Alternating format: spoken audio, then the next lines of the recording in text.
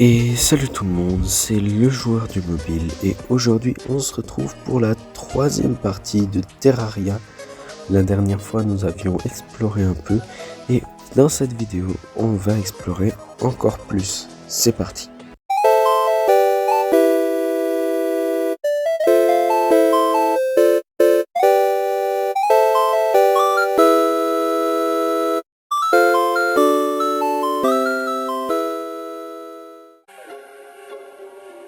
En arrivant dans le monde, je décide directement d'aller explorer la droite car nous nous étions arrêtés à un endroit qui n'avait pas l'air trop dangereux par rapport à la gauche.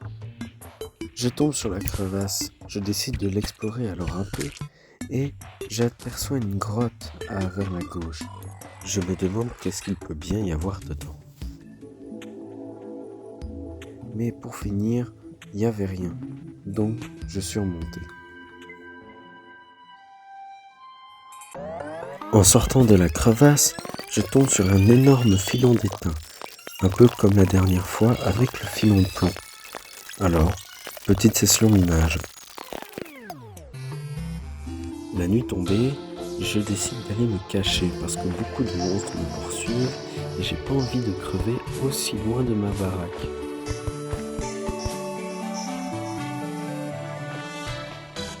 En m'amusant un peu à creuser, je découvre alors un nouveau monstre qui me chasse la nuit. Un monstre qui a l'air un peu démoniaque, malfaisant. Je me dis que le même biome rouge qui était là-bas la dernière fois vers la gauche et aussi vers la droite. J'avais raison. Je tombe sur un quand le jour se lève.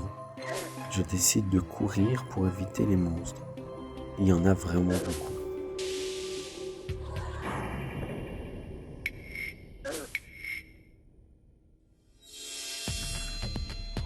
Au loin, j'aperçois une grotte.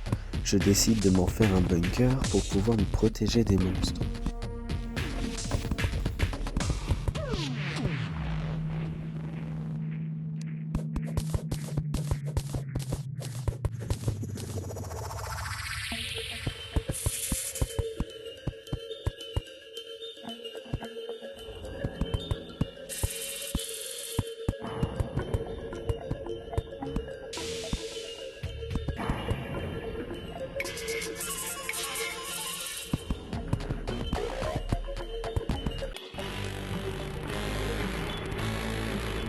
Après avoir aplani le sol, je décide de meubler un peu, de mettre un feu de camp qui pourrait me faire regagner mes PV, une table, enfin un établi, et 2 chaises pour faire joli.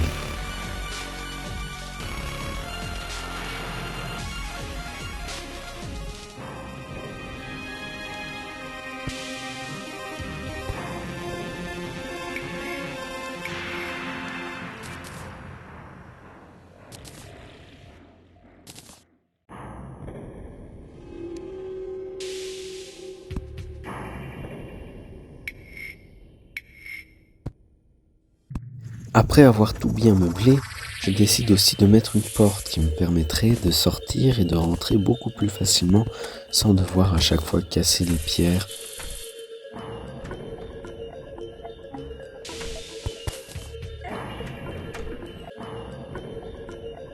En allant voir vers la droite de ma grotte, je découvre un long serpentin de réseau qui descend extrêmement profond sous terre. Je vais y explorer pour voir s'il n'y a pas de choses intéressantes.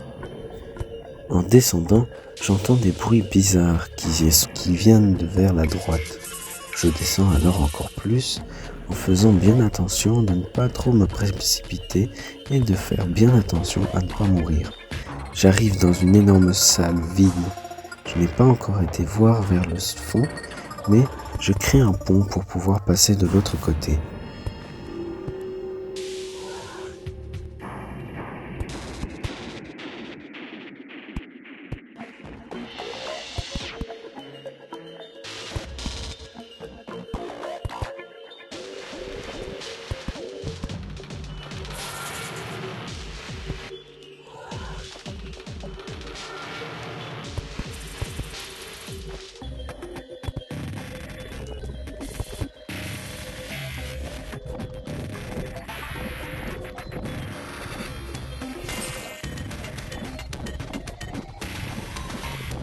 Dans cette salle, il y a vraiment énormément d'araignées. Je me demande s'il n'y aura pas quelque chose à voir à propos des araignées, comme une reine ou un truc du style.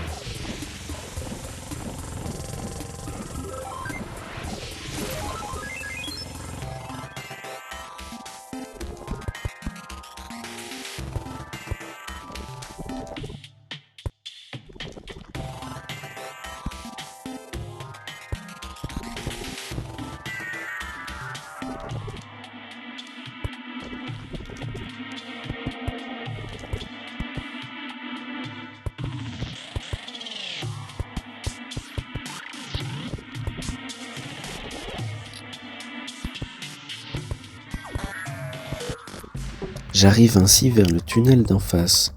Je finis mon pont, puis accède au tunnel. Je m'aventure à l'intérieur et découvre un liquide. Je mets un gouffre pour voir s'il est empoisonné. C'est simplement de l'eau. J'arrive à un endroit protégé. En marchant et en faisant le guignol dans l'eau, je récolte ce que je vois une bombe. J'y comprends alors que le matériau rouge qui était pour l'instant incassable peut se casser grâce à une bombe. Sauf que, avec un mauvais placement, je meurs. Je réapparais au spawn et je décide d'aller à nouveau découvrir ce qui se passe à la grotte. Je fais une petite escale pour meubler un peu mon bunker des sables que j'avais fait dans le désert juste à côté de ma maison. Je pose un four et je crée beaucoup d'étain. Je me fais donc une armure en étain. En arrivant au bunker des enfers, je décide de rester un moment à côté du feu pour pouvoir me régénérer mes PV. Ce serait vraiment dommage de mourir ainsi